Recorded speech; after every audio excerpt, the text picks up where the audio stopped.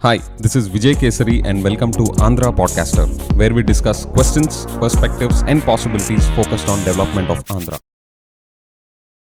అన్న, నేను as part of my research again me social media pages నేను track చేస్తూ ఉన్నాను అన్న.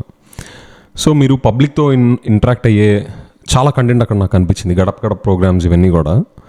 సో మిమ్మల్ని ఎవరైనా టఫ్ క్వశ్చన్స్ ఏమైనా అడిగారా? అడిగితే ఆ క్వశ్చన్స్ ఏంటి? I want know. అంటే ఆ వీధిలో 10 మందికి పెన్షన్లు వచ్చి ఒకరి పెన్షన్ రాలేదు అనుకోండి, అది చాలా టఫ్గానే ఉంటారు మాతో.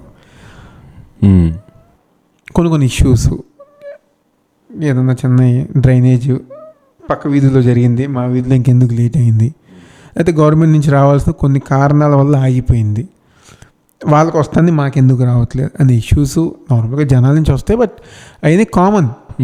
మీరు ఎలా హ్యాండిల్ చేశారు? లెట్స్ ఇందాక పెన్షన్ 10 మందికి వచ్చి ఒకళ్ళు రాకపోతే how did you handle that? అగ్రెసివ్గా ఉంటారు.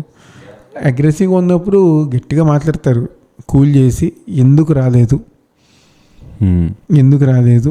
దేనివల్ల రాలేదు, పక్కనే వాలంటీర్ ఉంటారు, లేకపోతే స్టాఫ్ ఉంటుంది, అధికారులు ఉంటారు, వాళ్ళతో కూర్చుని ఎందుకు రాలేదు, ఒకవేళ వచ్చే అవకాశం ఉంటే పెన్షన్ పెట్టేయండి, లేదు అనుకుంటే ఏం చేయాలని చెప్పిన ఒక ఇదిలో మనం ఇంకా పైన మాట్లాడటం జరుగుతుందని చెప్పని.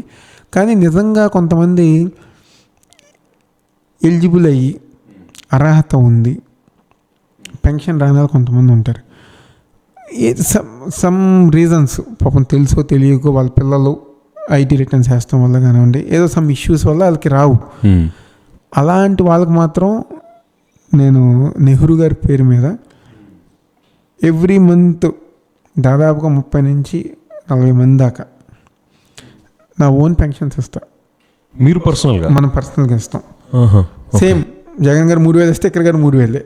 మన దగ్గర 2,250 ఇచ్చారు, ఆ 2,250 ఇచ్చేవాళ్ళం. సో ఆ విధంగా అలాంటి కార్యక్రమాలు.